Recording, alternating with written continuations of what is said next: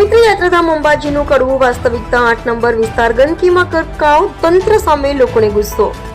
એક બાજુ જ્યાં માતા અંબાની આરાધનાથી સમગ્ર પ્રદેશમાં આધ્યાત્મિક માહોલ સર્જાય છે, ત્યાં બીજી બાજુએ જ યાત્રાધામના 8 નંબર વિસ્તારના લોકો તંત્રની બેદરકારી સામે ગુસ્સે છે। વિસ્તારમાં તૂટેલી ગટરો, રસ્તાઓ પર વહેતું ગંદુ પાણી અને ઠેર ઠેર ફેલાયેલી ગંદકીના કારણે લોકોને શ્વાસ લેવો મુશ્કેલ બની ગયો છે। સ્થાનિક રહેવાસીઓના જણાવ્યા મુજબ તેઓ વારંવાર નગરપાલિકામાં ફરિયાદ નોંધાવી ચૂક્યા છે।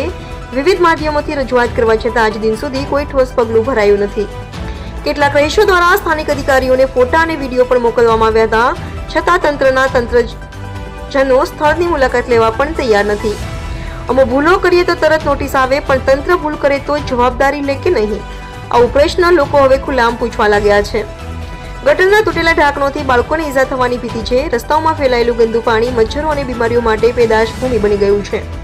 પાણીના ભરાવાથી વાહન ચાલકોને પણ દુર્ઘટનાનો જોખમ છે। સ્થિતિ એવી છે કે લોકો હવે યાત્રાધામમાં રહેતા હોવા છતાં પોતે યાત્રિક જેવો અનુભવ કરી રહ્યા છે, જ્યાં રોજ જીવન એક પરીક્ષા બની ગયું છે। અત્યારે લોકો એક જ માંગણી કરી રહ્યા છે, તાત્કાલિક સફાઈ કામગીરી હાથ ધરવી, તૂટેલી ગટરોનું મરામત કરવું અને જવાબદાર તંત્ર સામે કાર્યવાહી કરવી। જો એવું નહીં થાય તો સ્થાનિકો દ્વારા લોકશાહીના માર્ગે રોષની અભિવ્યક્તિ થવાની સંભાવના છે।